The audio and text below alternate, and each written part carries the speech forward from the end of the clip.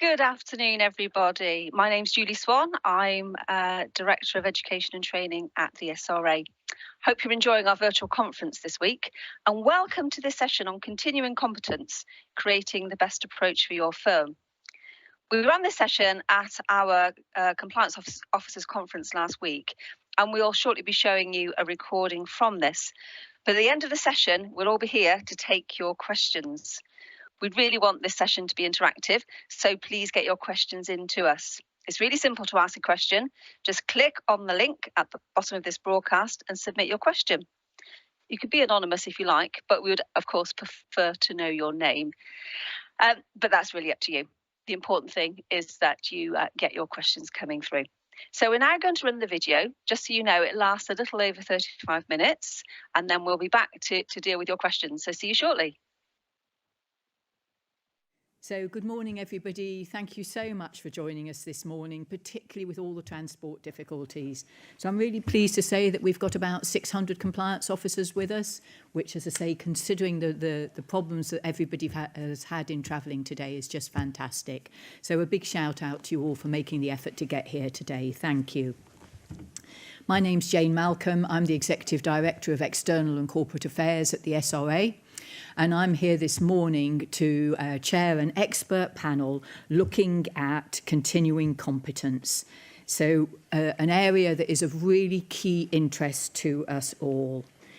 It's fundamental to how we regulate. It's so important that we don't just set the standards that we in the public expect for people to join what is one of the most important professions in the UK, but also that we ensure that solicitors maintain their competence throughout their career. And as many of you know, that can be many decades. And as Anna said earlier on, change is the only constant. So some really key points there.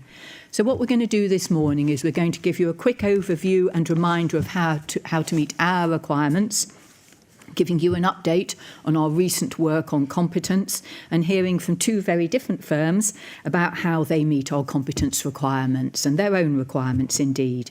And I'm delighted to say we've got 4 key speakers for you today. So firstly, I'm very pleased to introduce Karen Bailey. So Karen is the first Afro-Caribbean woman to set up a solicitor's practice in central Birmingham. She says, I can't describe her as an institution, but perhaps a pillar of the community. Is that allowed, Karen? Just a personal too.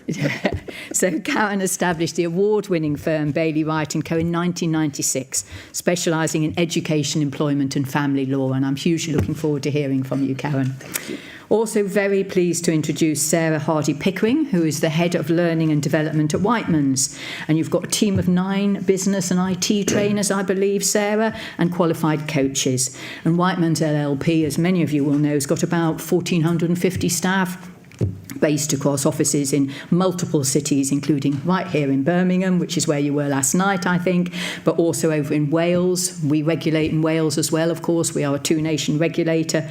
Glasgow, Leeds, Leicester, Liverpool, London, Manchester, Newcastle. I might have left one of your offices out, but a large-scale business. Thanks, Sarah.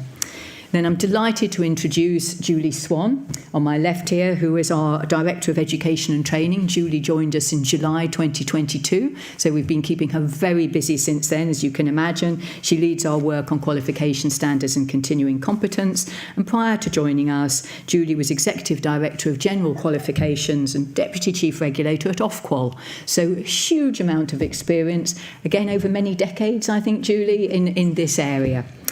Karen Minns, on my left, is Policy Manager at the SRA. Many of you who've been here at conference before will have heard from Karen. We did a session last year, I think, didn't we, Karen? And Karen's had a wide range of policy roles across the legal services sector, and she actually led on the implementation of our standards and regulations, so a really key role for us, and is responsible for our quality standards and continuing competence work. So we're going to press on with this. We should probably take about half an hour talking to you across all of our panel here, and then we're going to throw open the floor to questions. I have had some pre-submitted questions, which I will try and make sure that we get to. But as I said, if you want to ask anything, you please put up your hands and we'll try and get through the lights. So I'm going to ask Karen to talk to us first. And Karen, I think you're going to use the podium and give us a little bit of information about meeting our competence requirements. Thanks, Karen. So what are we talking about when we ask you to meet your continuing competence obligations? Well, what we mean is meeting the standards that we set out in the competence statement by keeping your skills, your knowledge, and your learning and development up to date. How you do this is up to you and your firm, because the specific way that you meet our requirements is going to change throughout your career, depending on the stage you're at in your career and the role that you are playing. But to help you meet your obligations, we set out a series of steps for you to follow.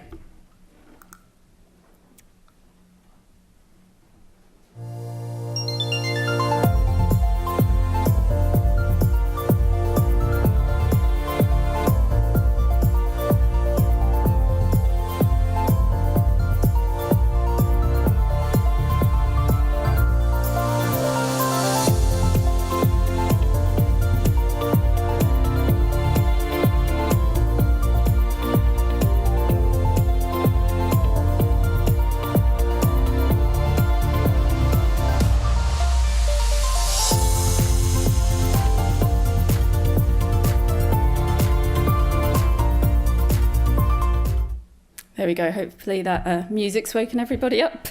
I'm going to briefly look at each of these steps in turn, with a particular focus on reflection, as we know that's an area that some solicitors find challenging. So we're all reflecting constantly. I'm sure that everybody here will finish a case or a meeting or a phone call and think about how it went, what went well, what didn't go so well, and what you might do differently next time. But how you do that reflection is going to be different to how I might do it or anybody else here might do it. And that's because reflection's a personal process. There isn't one way of doing it, and it's up to you how you do that reflective piece. But in order for it to be effective in helping you maintain your competence, then your reflection needs to be focused on what you need to do to meet the demands of your role and to deliver a high standard of service. And it's also important that you record that reflection. So when should you reflect? Well, we say that you should reflect regularly and on an ongoing basis, and that's so you can identify any learning and development needs as they arise. But you can do this in a way that suits you. So it might be before you start a new case, after you've finished one, or as part of an appraisal process that's set up by your firm, or in regular one-to-ones with your supervisor or your manager. To help you with your reflection, it's worth thinking about a number of areas, such as the significant challenges in your role, your strengths and your weaknesses, any feedback that you might have had from clients or peers, whether you need to update your knowledge or your skills in a particular area, and also what's next for you professionally. But there's lots of other questions and ideas for resources to help with your reflection available on our website. So why do we talk so much about reflection? Why is it important? It's important because it helps you identify what you need to do to address your learning and development needs and maintain your competence. So when I've been looking at training records, I've seen some really good ones that use the competence statement as a means and a tool for reflecting. That means that you can identify gaps in your competence and then make a plan for addressing those competencies. Again, your learning and development needs are going to be really personal to you, and that's why we don't prescribe a particular type of training that you have to do. That's because you and your firm are best placed to work out how to meet your learning and development needs and what your learning and development should look like. And it's also worth remembering that when we're talking about meeting your learning and development needs, we're not just speaking about addressing weaknesses. Meeting your goals can also be about building strengths as well. So how you choose to plan and address your learning and development needs can again depend on a number of different things, such as your preferred learning style, the nature of your practice, your professional goals, and any requirements or opportunities from your firm. We know from our work that almost all solicitors do some form of formal training every year. And while that's great, there are plenty of other ways that you can meet your learning and development needs outside of that formal training. There's some examples up here on the slide, and we've also got a number of examples available on the website. So it's worth remembering that any approach that you take to meeting your learning and development needs is valid, as long as you can demonstrate that it contributes to you remaining competent and delivering a proper standard of service. And then the final piece is to record and evaluate your learning and development activity. It's really important that you record your reflection and all of the learning and development that you've undertaken, because that helps you and your firm check and track your learning and development. An up-to-date learning and development plan is also a really simple way of informing the declaration that you make to us on an annual basis that you've reflected on your practice and that you've addressed any identified learning and development needs. We've got a full learning and development plan template on our website, which we've recently updated, and it takes you through that full cycle and all of the steps that I've talked about. It's also worth remembering that we could ask your firm how you meet your competence obligations, for example, if we were to do a thematic review and we visited your firm. And so having that up-to-date learning and development plan in place is just a really easy way of showing to us that you take your obligations in this area seriously. When it comes to evaluating your learning and development, what we mean is just thinking about whether the activity met the needs that you identified, whether it did what you set out for it to do. And then think about whether you are going to make any improvements to your practice as a result of the learning and development, and indeed whether the learning and development activity has identified some further learning that you'd like to do as a result of it. So those steps relate to individual solicitors maintaining their competence, but under our code for firms also have an obligation to make sure that their managers and employees are competent to carry out their role and keep their professional skills and knowledge up to date. So it's also important that firms as an organisation have a proper system and processes in place for making sure that both solicitor and non-solicitor employees are competent. Firms can do this in a wide range of ways. Again, we're flexible about it. It's up to you. It will depend on the size of the firm, the resources that you have available to you for learning and development. But we're going to hear very shortly from Karen and Sarah, who will explain how two very different types of firms meet our requirements. Thanks. Thank you and good morning all. I'm just going to spend a few minutes looking into the medium term to tell you what you can expect to see from us, the SRA, in the field of continuing competence over the next 18 months or so.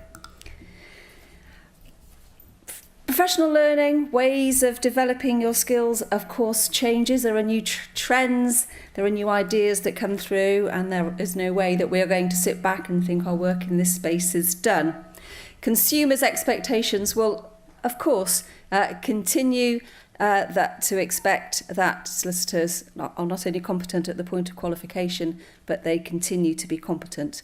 And it's only right that we continue ourselves to reflect on our approach to continuing competence and to refine and enhance our framework as appropriate.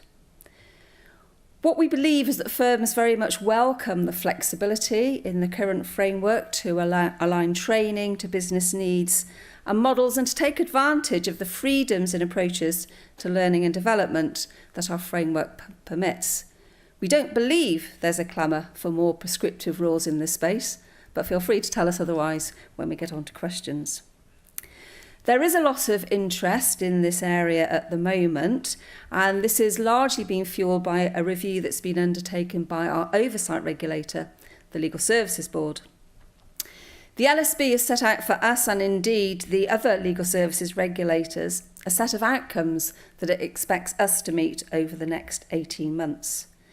And its aim is very much that we as regulators are assured that those we regulate, you, remain competent throughout your careers, with a view to preventing consumers being harmed by incompetent solicitors and more positively, with a view to consumers being assured that they will receive good advice. At this stage, we don't think the LSB's work will lead us to significantly change our overarching framework for ongoing competence. We don't intend to change our competence statement in response to the LSB's work, and we certainly don't intend to revert back to an old hours-based or points-based approach to CPD. But the key question is what more we can do within our existing framework to get greater assurances from solicitors and firms that they are meeting our requirements. So we will continue through our thematic review work to check some firms and their systems to make sure that what they are doing is providing the assurances that we are seeking that their solicitors and staff are competent.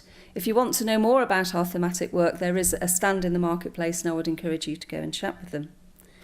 We tend to focus our checks through the thematic programme on high-risk areas or areas where we think maybe we need to know more. We've recently looked at immigration firms, for example, and we are looking at how solicitors working in-house meet their competence obligations. We've called in training records in practice areas where evidence suggests there might be reasons for concern. We've looked, for example, at training records of those working in youth courts over the last year, and we're currently looking at training records of solicitors practising in magistrates and higher courts, and this is an approach we will continue to take if it proves to be fruitful and helps us understand what's going on. We also articulate the standards we expect of solicitors in common or high-risk practice areas.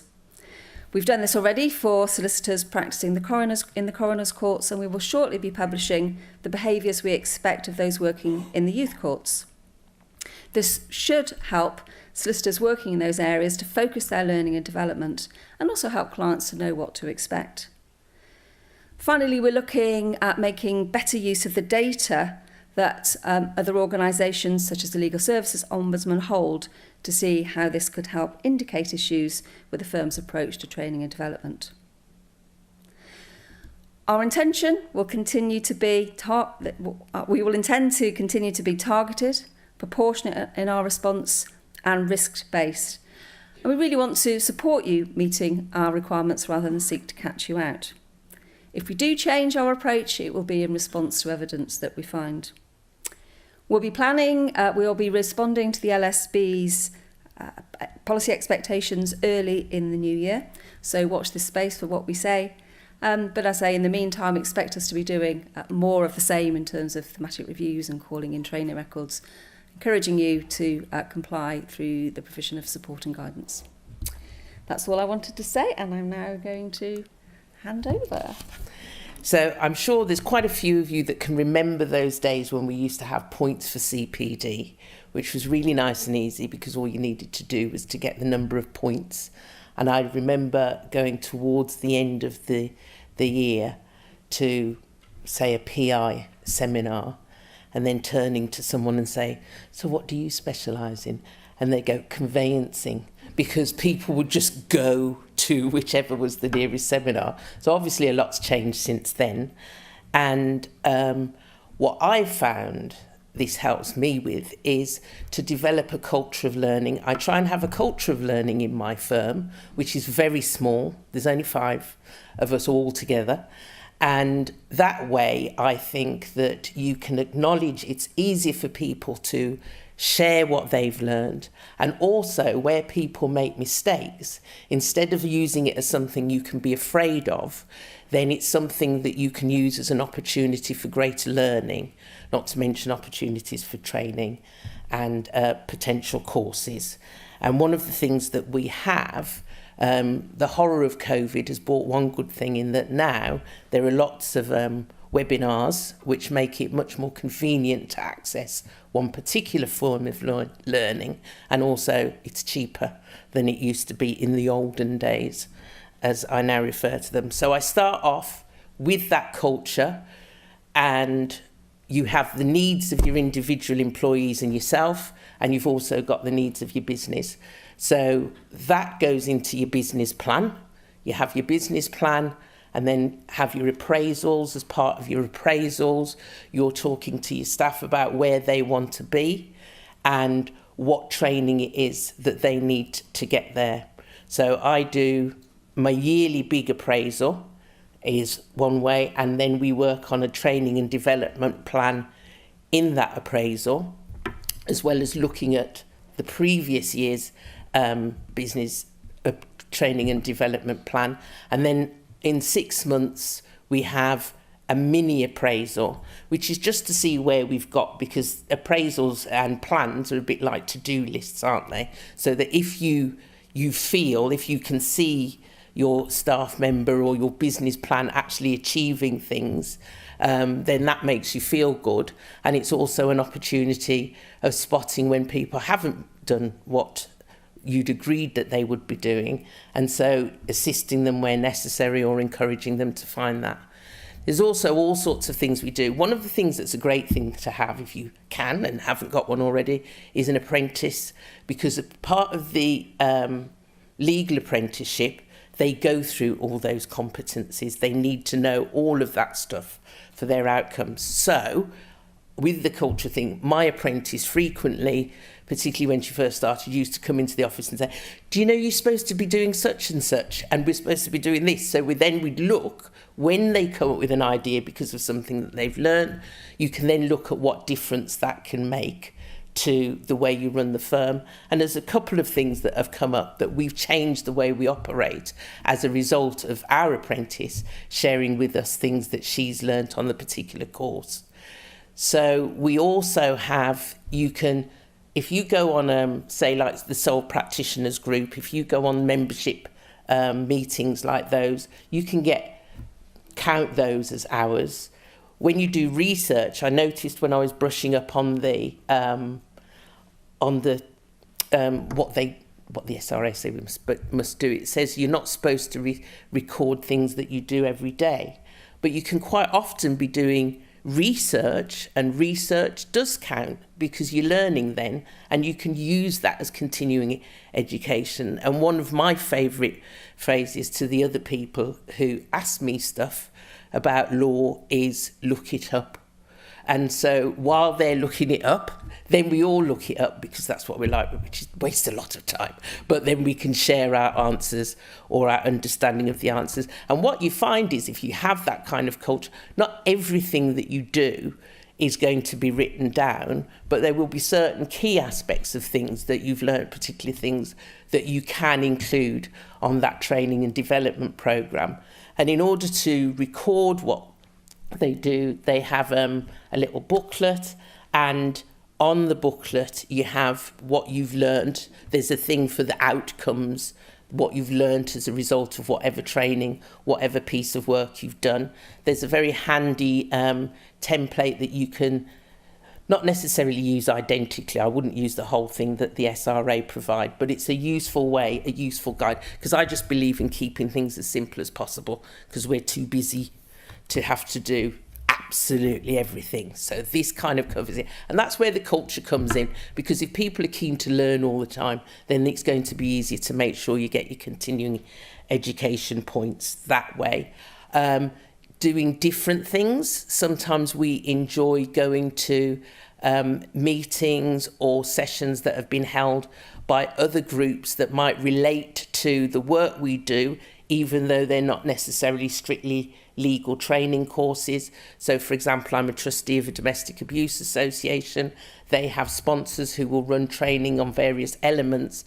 And while that's not strictly in terms of legal stuff, it does help me get a better understanding of things from my potential client's perspective. And therefore, that is, I couldn't tell you which one it comes under, but you can bet that's one of the competencies that I'm helping to learn about. And again, in terms of if you're business owners or senior leaders in the business, you can go on courses that are not strictly legally based courses again. I did a great one that lasted for about 6 months, which was Key Person of Influence, and it was accredited by some Institute of Management, and it was really useful, gave you loads of ideas about how to operate in the business, how to work with people. So that was continuing education. But again, It will have covered a lot of stuff because there's business things to cover in the competencies. But again, it's coming from it from a different angle, which therefore keeps it fresh and interesting for you. In terms of looking, as well as looking at the training and development plan formally twice a year, we have cross-file reviews, which we have to do once a month. Those of you who have Lexcel will probably recognise that some of these are the requirements of Lexcel. And although it's a huge pain, because it's done every year and some people might find it a bit costly, I would recommend that, because in terms of making sure that you keep on track with the requirements, Lexcel is a really good marker for you, because you know it's coming every year, so you know you have to do what it says. And one of the things they look at is your training and development. So when we have office meetings, we have which we have monthly to look at how we've done in terms of our figures, but we also have training and development as a thing on there. So anyone who's been on any courses or learnt anything new, that's an opportunity for them to share that with us, which again is part of the competencies, and also it's an opportunity for us to reflect on what we've done. And what they've learnt, and again, what impact it might have on our business or the way in which we deal with clients. So for an example, do you know what? I forgot to look at the time. I've got my watch here, forgot to look at the time. Shout me when I've got to 10 minutes. Sorry. So for example, one of my colleagues deals with education and discrimination law, and he gets a fair proportion of high maintenance clients, and so he undertook a course which was dealing with clients with mental illness, and so he is really useful when we have a client that we found quite difficult to deal with for whatever reason. His experience, his training, he's able to explain to us why people might be behaving in such a way, and how we can therefore adjust how we deal with people better. So, and also, not that they do it all the time, but there is the opportunity for them to book in meetings where we can talk about their cases, particularly difficult cases that they have, and where they might need, that can highlight areas in which they might be particularly weak and where there's a training need. Can I stop you there? Is that okay? Yeah, sure. No, of course. I hope that was helpful. I'm Sarah Hardy-Pickering. I'm the head of learning at it's Weightmans, like Weight Watchers, but we like a lot of carbs. So I'm going to talk to you probably for about 10 minutes. And some of this you'll have heard earlier. Repetition is really good. So when my dad became a vicar later on in his life, he asked the archdeacon, I'm going to give my first sermon. What should it be about? And the archdeacon paused for a beautiful minute and said, about God and about 10 minutes. And that has been something that is stuck in our family for quite a long time, mostly if you're at the podium, about a thing and about 10 minutes. So, to be continually competent, you need to do these 5 things. These are from the SRA competence statement. In my view, they very clearly place the responsibility on the individual solicitor. So, take responsibility for your own learning and development. Reflect and learn from yourself and others. Accurately evaluate your strengths and limitations. Karen talked about building on strengths as well. Read the demands of work at home. Who does the bins and laundry? Not covered by the SRA competence statement. Maintain an adequate and up-to-date understanding of relevant law, policy and practice, because it changes. For those of you who are lucky enough to do Roman law at university, that didn't change much. Everything else does. And then adapt your practice to address developments in the delivery of legal services. So how do we do this? We do it really carefully. So we use the steps and the competence statement. Not those steps. They're no good. Not those either, because they're interesting, but they don't help us. But this 5-step process. So you've heard a little bit about this from Karen earlier. So we reflect, identify, plan and address, record, evaluate in this beautiful virtuous circle. We also use the competence statement. There are 91. I am not going to test you on them, but it's a chunky amount. So those 4 broad themes I think are useful for whatever size firm you've got. Those 4 broad themes are we covering people being continually competent in relation to ethics, professionalism and judgment?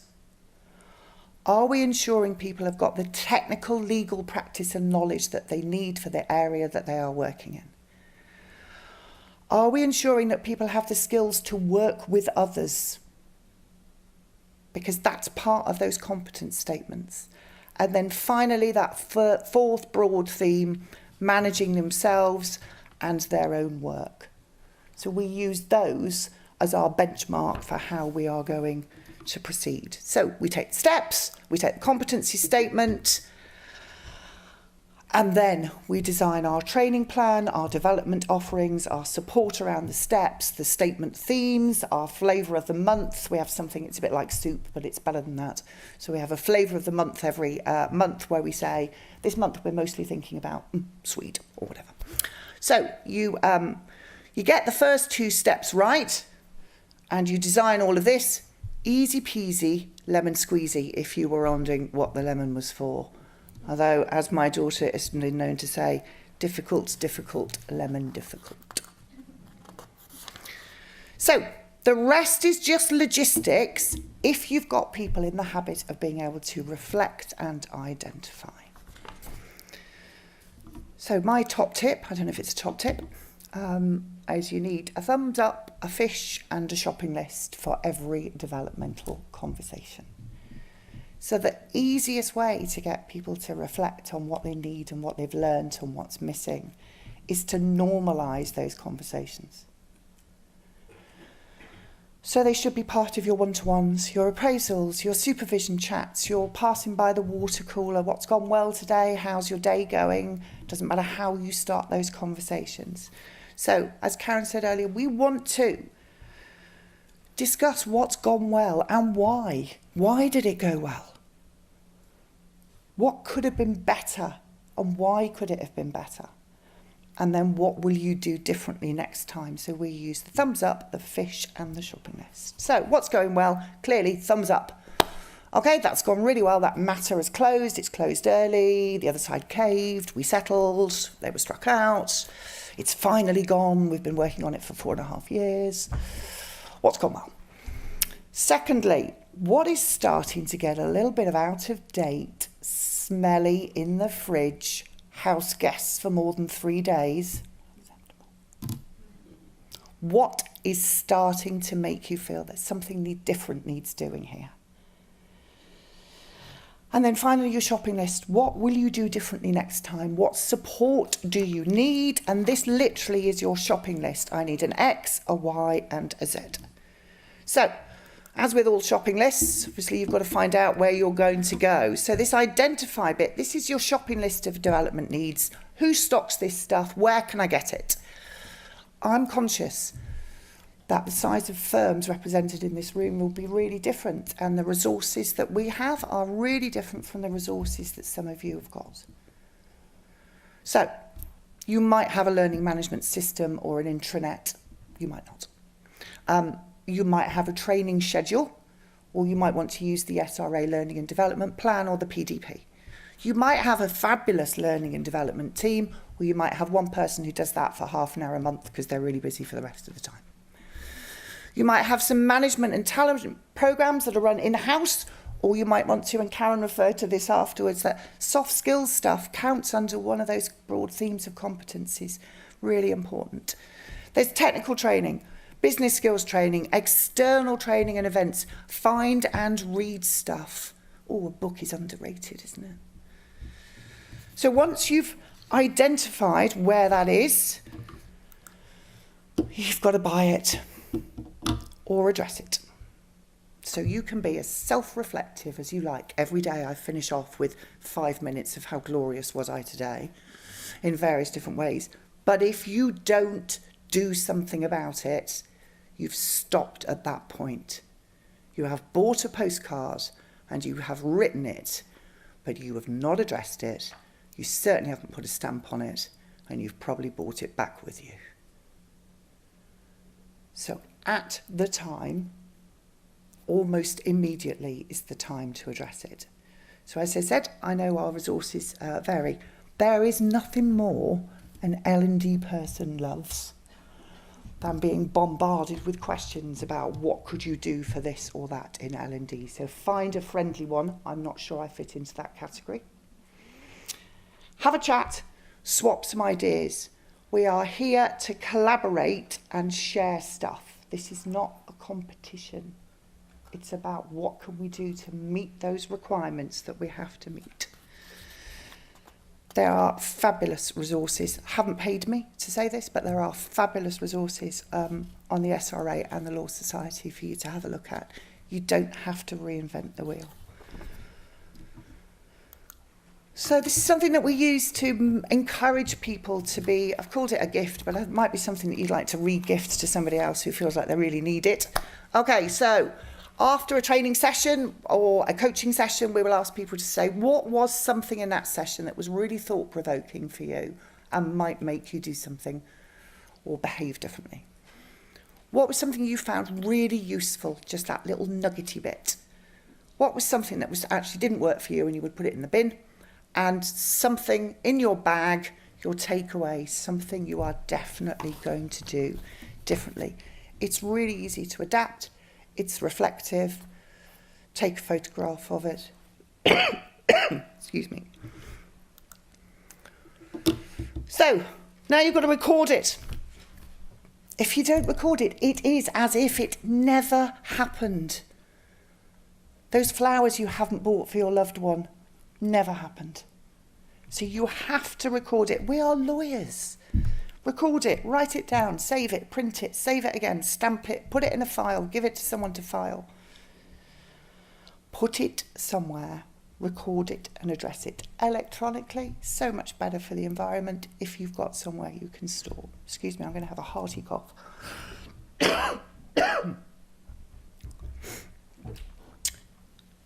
It's hard to do this. We have to nag people every 3 months in our managing partners' comms that go out every Monday morning, John's comms, as we call them.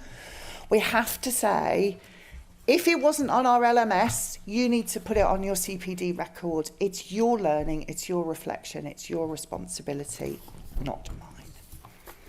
So, this wonderful woman is my Auntie Lily. Absolutely bloody gorgeous. She was a lifelong learner, and she told me several years ago, you might be able to have LLB honours after your name, and MA, and solicitor, and. What you can never have is FYE. You can never have, after your name, finished your education. And that's our role, to be professionals and to never finish. Thank you so much.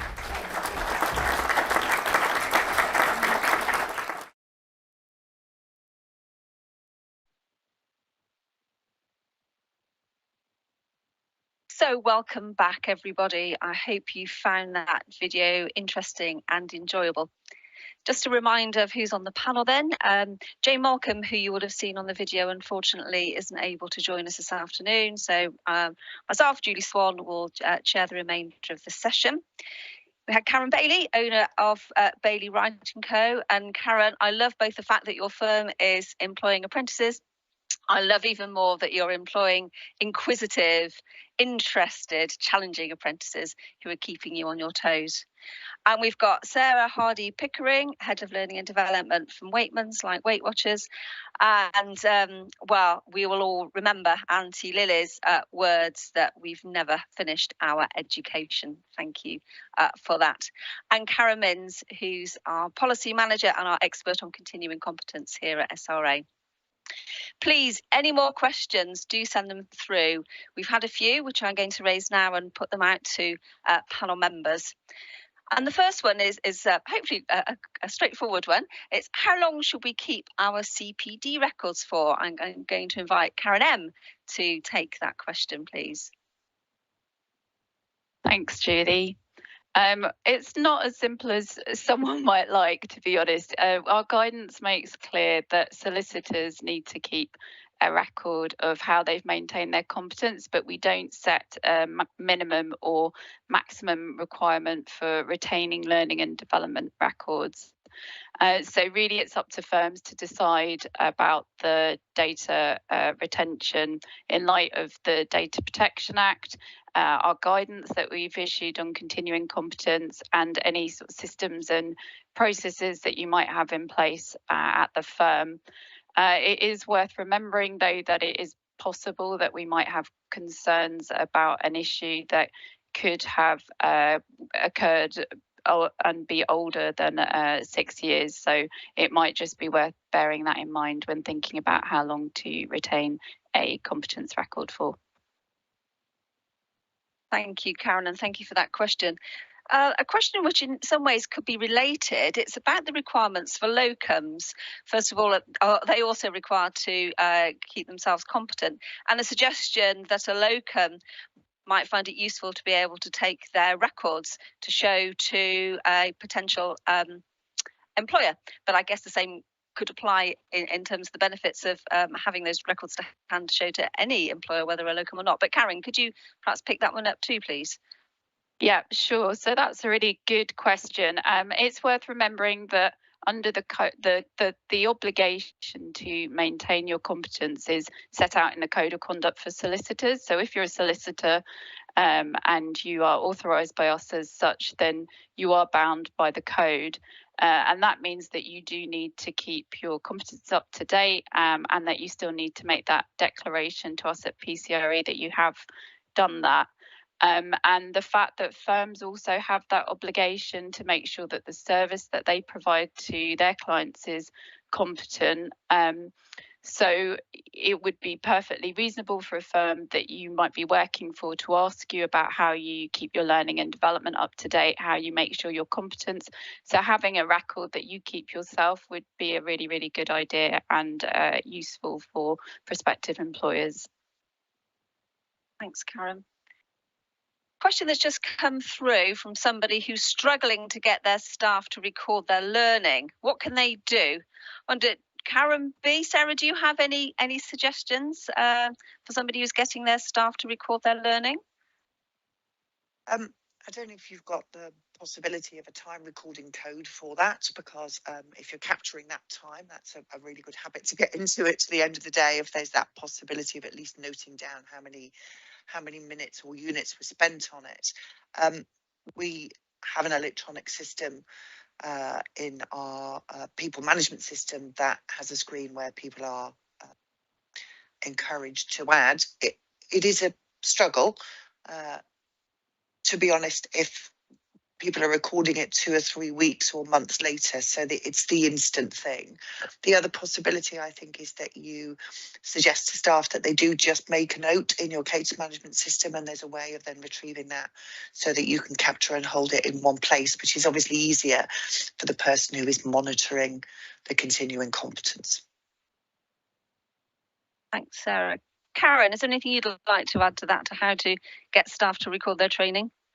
I think nagging helps and reminding them on a regular basis. I also think that you can, if, again, it's having that facility to make it as easy for them as possible and reminding them how difficult it is if they leave it too long. So because if you have review times, and again, when Lexel are coming in, they want to see that that's being done. So if they haven't done it, then it's a huge pain for them having to record things. We keep things in a calendar, so there's no reason why they can't go back if they've got a book. But if they don't want to use the book, they can record their initial thoughts on the calendar. It's about making it as easy as possible for them and nagging. That's what I find. Thank you, Karen. we've had a question about whether it's possible to secure your continuing competence through day-to-day practice. I don't know if any of the panel members would like to have a go at answering that one, please. Karen M, take that would you one. like to start? Yep. Thank you. Sure. I mean, I think, as I said in the talk earlier, any approach that you take to ensuring your competence is maintained is valid, as long as you can demonstrate that it's contributing to you delivering a proper standard of service. So in terms of integrating your practice into meeting the requirements, I would suggest that you use that 5-step process that I talked about to help you through the steps to take you to how you assure yourself about your practice. So, for example, you might reflect on the fact that you have a case coming up where there is a skill that you might need to use within it that you need to refresh. You would then find some training or talk to somebody about how you might brush up on your particular skill, and then utilize that skill when it comes up in the case that you're working on, and record the fact that you've been through all of that process. So absolutely you can integrate activities that you are undertaking in your day-to-day practice into the competence cycle. Thanks, Karen. I don't know whether did Sarah or other Karen wish to add anything to that answer? I think Karen's nailed it, to be honest. I don't think it's enough just to say, this is what I do every day, and so I must be continuously competent. There has to be something more than just what we do on our standard matters. But the list that I think Karen went through earlier in relation to what these development and continuing competence activities might be, it's the formal training, in-house training, shared learning that we might have, the research that Karen also talked about when you say we ask someone to look it up, but then we go and look it up ourselves because we want to have that robust conversation. Feedback and informal training, it all counts, but I don't think it's enough just to do what we've always done, because that isn't about continuing to be competent. That's about what you did last year to be competent, and that's not the same thing in my view. No, I agree. It's about developing, which to me suggests you're doing something extra. So you've got to be learning something new or getting better in some particular way for it to count. So, but reading things like reading cases regularly, that I think is part and parcel of the job, but also that's development, as well as we said, research is an important thing. Adapting your approach. Sometimes you might be working one way with the client, and then you have to think about how you're going to adapt the approach to be more effective with a particular client. That might be, again, developing a skill in terms of how you understand people and care for your client better. So it's looking at those things, but doing the same old stuff all the time, that I wouldn't see that as counting for anything. Thanks, Karen. I'm going to have a go at the next question, but I'll invite other panel members to come in and fill in the gaps that I've left. So somebody has said that in their experience, some training providers market a course in 4 parts: Parts A, Part B, Part C, Part D. And that the training provider claims that you must complete all 4 parts, in other words, buy all 4 parts, in order to be competent. And they're seeking a view as to whether that's correct. Not heard of this one before, but I think my view is, how can the training provider possibly know whether somebody is competent unless they're assessing them? And it may well be that somebody chooses to do Part A and Part B. It may be that they have already covered Part C and Part D, or it may be that they choose to, if there is a gap, to develop in Part C and Part D in other ways, through their own reading, through perhaps doing a different course. So I think it's a big claim of a training provider to say that an individual must complete all 4 parts of a course in order to be competent in that particular area of practice. But I don't know whether any of my fellow panel members want to come in on that one. I would just add, Julie, that it's also very difficult for an individual to meet our competence requirements if they are just attending a one-off training event. The requirement with the competence obligations is that you are doing your reflection and your identification, meeting your learning development needs on an ongoing basis. And so to just go to a course that's marketed as a competence course, attend it and tick that box isn't going to be enough in and of itself. Thanks, Karen. Really good point.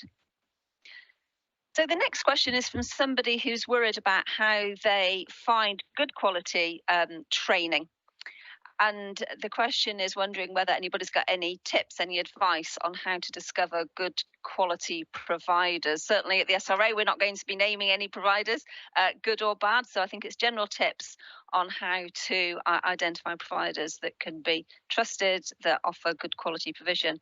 Don't know whether Karen or Sarah might want to share their views on this. What do you look for in a good course and a good training provider?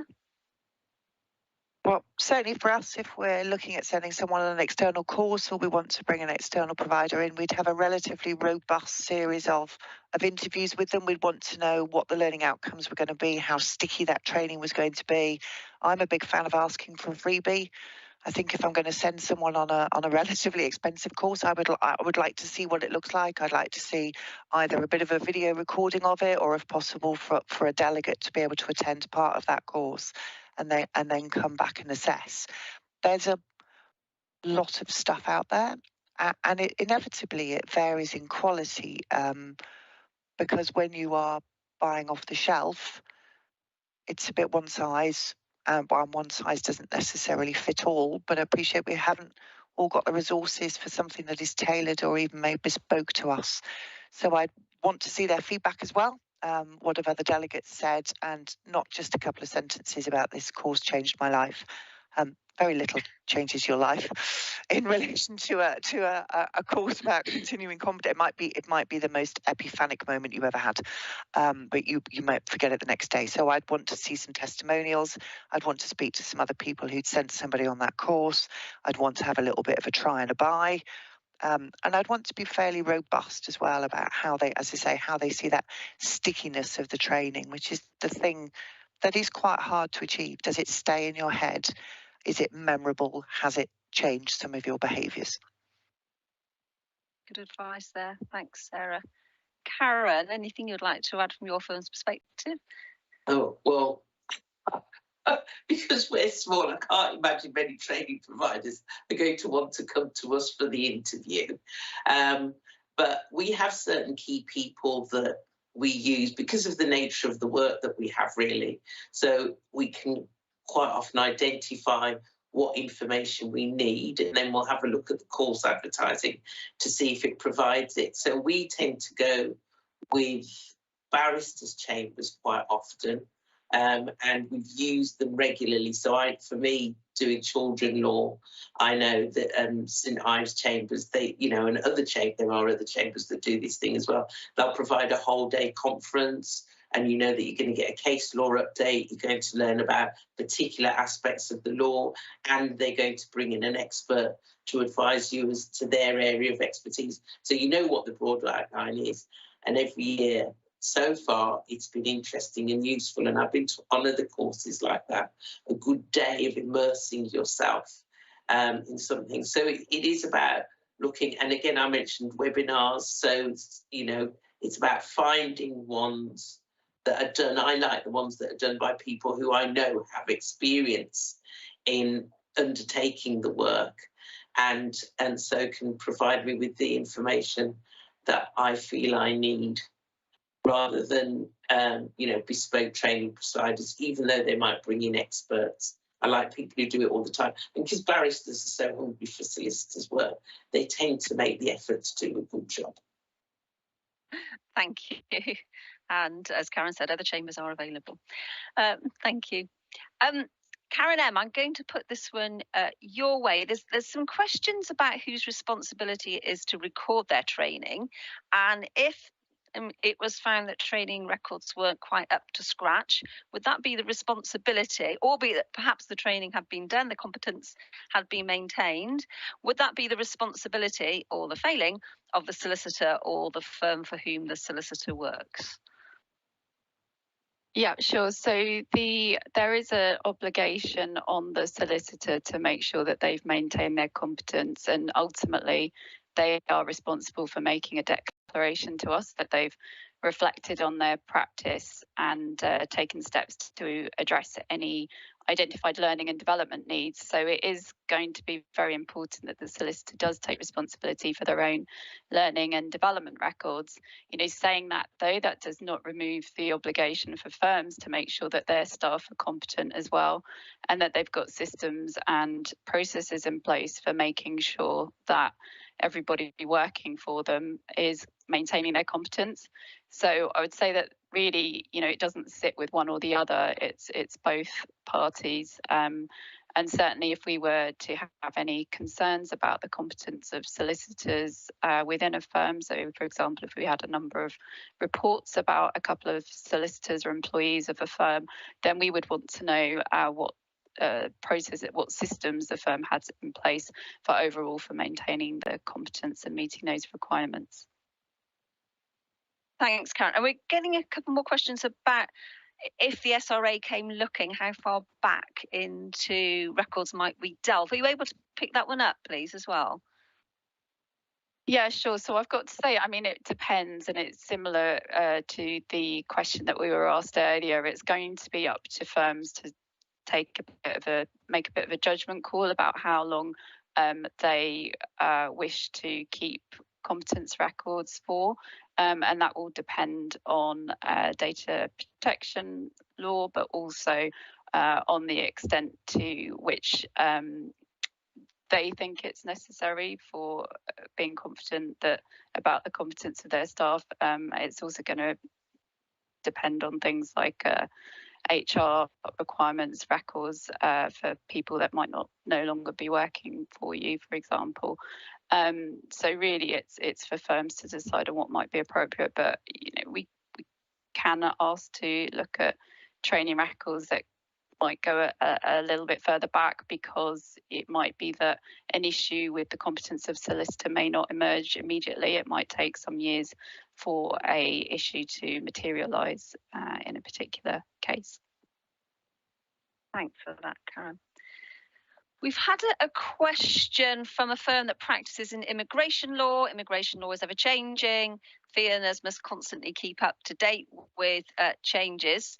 And the question is, can such updating constitute continuing competence, maintaining your competence? Sarah, you're nodding. Is that an invitation to take this question? I would say absolutely yes. If you think about those four broad themes that we've got, that would appear in the ethics, professionalism and judgment one, as well as the technical legal practice. You are keeping up to date, you're keeping competent, you're sharing that knowledge. Absolutely, in my view, that would count. Thank you. We had a similar question actually at the conference last week from an immigration practitioner who said that all fee earners in their firm every Friday get a newsletter, an update that pops up on their screens, and they asked whether that would support their continuing competence. And I think we unanimously said, it depends, you must engage with it. And it struck me afterwards, it's a bit like taking out a gym membership. You don't get fit by taking out a gym membership. You get fit by working hard with the gym equipment, and I think it's the same. It's the same with the updates that might pop into your inbox on a Friday afternoon.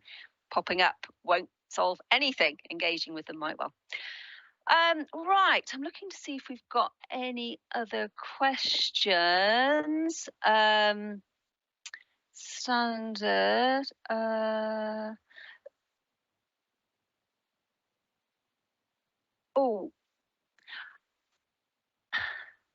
There's a question here seeking your views on the value of either the firm as a whole or the compliance offer supporting staff to achieve personal accreditations as a way of embedding good continuing competence practices. I guess that means perhaps becoming a member of a Law Society accreditation panel, perhaps gaining a higher qualification. Any thoughts from Karen or Sarah on that? Yeah, well, one of my solicitors has just submitted his application to be a member of the children panel. So obviously that's good for him, but it's also good for the business as well. And one of the things I like about these, which is why I like the apprentice as well, it's lovely if you've got something that is a procedure for making sure that your people develop the skills easily without you having, it's one less thing you have to think about, because you know they're doing a particular course, and if they're working at it properly, they're going to have something to show for it at the end of it. So yeah, when those things arrive, I like those things. I think it's a good way of getting a package of development for a member of staff when you can. Thanks. It's fabulous for the individual. It's fabulous for the firm, particularly if they share some of that learning. Genuinely, what is not to like. Mm. Thank you very much. I'm conscious our time is up, but one final question has come in, which is potentially a bit contentious, and it's very much directed at Karen, B and Sarah, and it's whether you prefer the more vague wording, or one might say more flexible opportunities that are available under the continuing competence requirements versus the method of recording CPD points, which felt more concrete. Just very quickly, any reflections from either of you or both of you on that before we finish? I prefer the current system. I think the point system encouraged people to get to the middle of October and realise that they were 4 hours short and go on something that wasn't relevant, sign at the beginning of the day. This isn't about counting the number of hours. It's about ensuring that this really valuable profession of ours continues to be able to advise and help people in the way that we need to, and that means we need to be up to date and competent. So I know there's 91 competencies, but I much prefer that to 16 hours. Thank you. Karen? Yeah, I agree, but then I also use a bit of a combination in my head, because I think about how much time you're spending on your learning as well. So that, because if you don't think about the time, you could sort of skim through some stuff, like that person that came up with they get a newsletter. And so if you just say, I've got this, and think that's enough, then that wouldn't be good enough. So I kind of think, how much time are people spending doing their learning, but that having that broad range of opportunities to learn and develop, I think is far better than the point system, because you just focus on that and lose track of what you need to be doing otherwise, or you can do. Thank you. And we must end there. Thank you so much. Thank you to everybody who's joined this afternoon. Thank you in particular for panellists Karen, Sarah and Karen. Thank you for sharing your experiences and your insights. I'm sorry if we didn't get to all questions. Our ethics helpline is always available. There's one in particular about an SQE or maybe qualifying work experience point that might be better directed to the ethics helpline.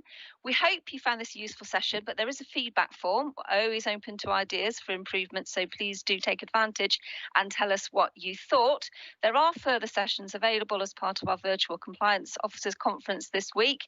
If you don't want to miss it, do sign up to our YouTube channel, and that will make sure that you can join further sessions this week, which we hope you'll find of use and benefit. Thank you again to the panel. Thank you again to everybody who's joined this afternoon. Have a good rest of the day. Bye. Thank you.